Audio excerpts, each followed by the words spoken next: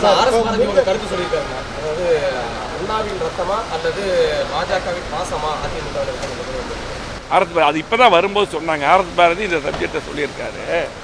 அதாவது ஆர்எஸ் பாரதி இதையும் இந்த முருகன் மாநாடு சொல்லியிருக்காரு, அதை பற்றி பேசியிருக்காரு. அண்ணாவின் ரத்தமானலாம் பேசியிருக்காரு.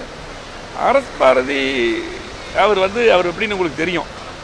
அவர் எப்போ பேசினாலும் பொய் மட்டும்தான் பேசுவார். எங்களுடைய பொதுச்செயலாளர் மேலே அடிக்கடி ஏதாவது இன்றைக்கி அவருக்கு பொதுச்செயலாளருக்கு பெரிய செல்வாக்கு இன்றைக்கி பார்த்திங்கன்னா ஒட்டுமொத்த மக்களும் மீண்டும் முதலமைச்சர் எடப்பாடியார் வருவார் முடிவு பண்ணிட்டாங்க. அதே போல் இந்த இதை பொறுத்தவங்க பதில் சொல்லிட்டேன். இது முழுமையாக அடிகளார் ராமசாமி அவர் ஆதீனம் அவங்களுடைய நிகழ்ச்சிக்கு போனோம். இதெல்லாம் ஆர்எஸ் பாரதி இது என்ன நடக்குதுன்னாலும் பார்த்துட்டு இதை பற்றி பேசணும், விட்டுருங்க. அதே போல் அந்த முருகன் மாநாட்டுக்கு போனவங்க அங்கே போகும்போது எங்களுடைய அமைச்சருக்கு போனாங்க. அங்கே போகும்போது பேரறிஞர் அண்ணாவை பற்றியோ பெரியாரை பற்றி இப்படி ஒரு நிகழ்ச்சி அவங்களுக்கு தெரியாது. அழைப்பு கொடுக்குறாங்க. அங்கே இருக்கிற லோக்கல் முன்னாள் அமைச்சர்கள் ஒரு நிகழ்ச்சிக்கு போகிறாங்க.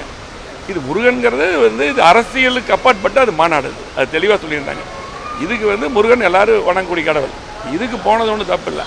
அதே போல் அந்த இது தெரியாது, அந்த சப்ஜெக்ட் தெரியாது. அதே போல் எங்களுடைய தலைவர்கள் உங்களுக்கெல்லாம் தெரியும். இன்னும் நீங்கள் பார்த்துக்க, ஆர்எஸ் பாரதி 1999 பிஜேபியோட கூட்டணி இருக்கும்போது அப்போ தெரியாதா? சென்ட்ரல் மினிஸ்டர்லாம் இருந்தாங்க, அப்போ தெரியாது பிஜேபி பற்றி. அதே போல் 2001 சட்டமன்ற தேர்தல் கூட்டணி இருந்தாங்கல்ல, அப்போல்லாம் தெரியாது. அதை பற்றியெல்லாம் பேச மாட்டாங்க.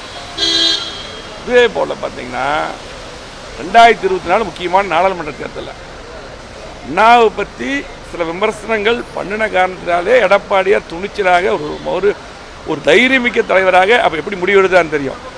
எங்களுடைய தலைவர்களை முன்னோர்களை பேசினா எப்போ ஒத்துக்க மாட்டோம். அதே போல் எங்கள் பொதுச்செயலாளர் தெளிவாக சொல்லுவார், கூட்டணி வேற கொள்கை வேற. கொள்கையிலிருந்து எப்பவுமே எங்களுடைய தலைவர்கள் குறிப்பாக எடப்பாடியார் அவர்கள் கொள்கை எப்பொழுதும் விட்டு கொடுக்க மாட்டார், எந்த காலத்தையும் விட்டு கொடுக்க மாட்டார். உங்களுக்கு தெரியும், சமீபத்தில் கூட பார்த்தீங்கன்னா அந்த இஸ்லாமியருக்காக அந்த வாக்கெடுப்பு வந்தது இல்லையா? ஆமாம், அந்த டைமில் உங்களுக்கு அதிமுக சம்மந்தப்பட்டவங்க எப்படி ஓட்டு போட்டாங்க? கூட்டணி இருந்தாலும் அப்படி தான் ஓட்டு போட்டாங்க.